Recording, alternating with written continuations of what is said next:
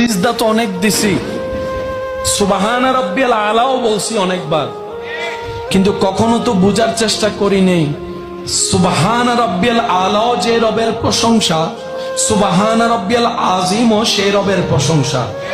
রুকুই কেন আমাদেরকে আযীম বলতে হয়, সিজদায় কেন বলতে হয় আলা? বাবার চেষ্টা করি নাই, জানার চেষ্টা করি নাই, শুধু একটা চেষ্টাই বারবার করেছি, কার ভুল কোথায় আছে, কার কমতি কোথায় আছে, কার ঘরে ঝামেলায় আছে, কার মেয়ের বিয়ে ভাঙছে, কার ছেলের মধ্যে সমস্যা আছে, কে পরীক্ষায় ফেল করছে, ওই খবর রাখছি। আফসোস আমার জন্য, আমাদের জন্য নিজের খবর রাখতে জানি নাই। কাল হাসরের ময়দানে গিয়ে দেখব আল্লাহ আমাকে আমার সম্পর্কে জিজ্ঞেস করছে, আপনাকে করছে আপনার সম্পর্কে প্রশ্ন।